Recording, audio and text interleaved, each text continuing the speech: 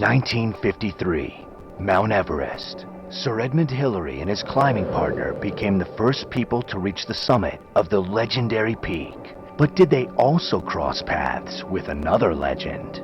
Hillary's investigation of a giant footprint he found in the snow introduced him to local tales of a large ape-like beast with incredible height and strength. The discovery compelled him to return in 1960 on a new expedition with the specific intent to find hard proof of the Yeti's existence.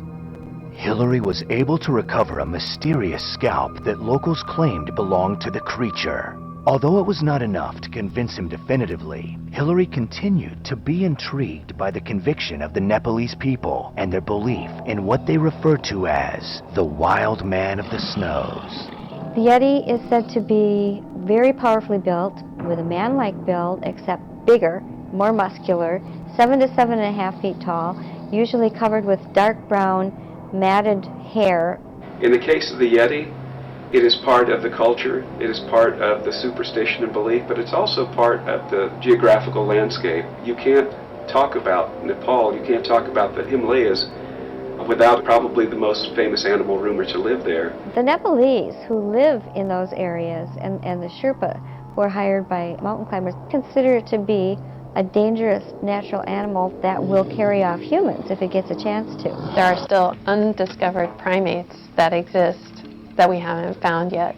Even in the 21st century, there are primates that come to light that we didn't know of until just recently. There was a new lemur discovered in the forests of Madagascar about 10 to 15 years ago that was unknown. So, even in the modern world, there still are relatively unexplored places.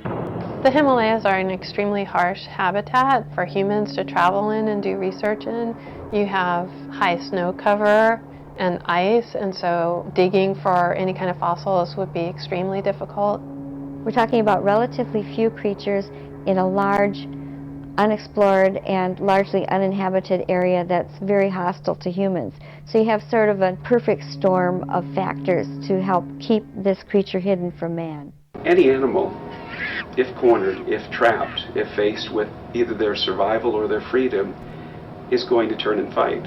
Yetis certainly have been described as upwards of 400 to 800 pounds. They're seen as a massive creature, huge muscles with a height that really gives them a lot of advantages, whether it's they're dealing with humans or yaks or other creatures.